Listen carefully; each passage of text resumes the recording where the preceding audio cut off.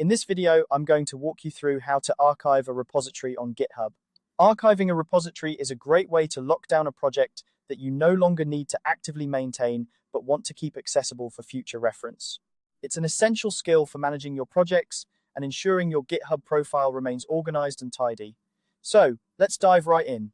First, you'll want to open the specific repository you wish to lock down.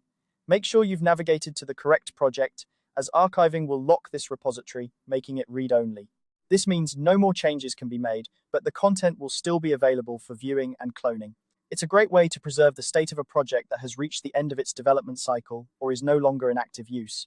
Once you're in the repository, direct your attention to the top of the page where you'll find a horizontal tab navigation bar.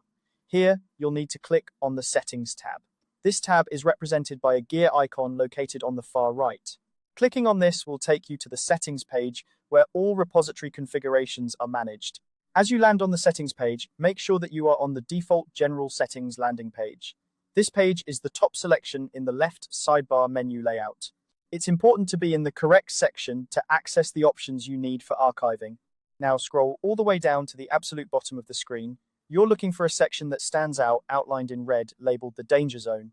This area is crucial as it contains actions that significantly impact your repository, such as deleting or archiving it. The red outline is a visual cue meant to grab your attention and remind you that actions taken here are irreversible without considerable effort. Within the Danger Zone, locate the row specifically labeled Archive this repository. It's important to read this section carefully to ensure you understand the implications of archiving. Archiving will effectively lock the repository, stopping any further commits or issues from being added, but it will remain available for cloning and viewing. To archive the repository, click the Archive this repository button, which you'll find on the right side of the row. Once you click this button, GitHub may prompt you to confirm your decision.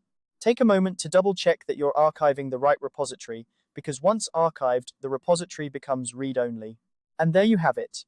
By following these steps, you've successfully archived your GitHub repository. Remember, archiving is a reversible process, but you'll need to unarchive it manually if you decide to make changes or continue development in the future. Thanks for watching, and I hope this tutorial has been helpful. If you found this guide useful, don't forget to like the video and subscribe for more tutorials on managing your GitHub projects efficiently. Happy coding!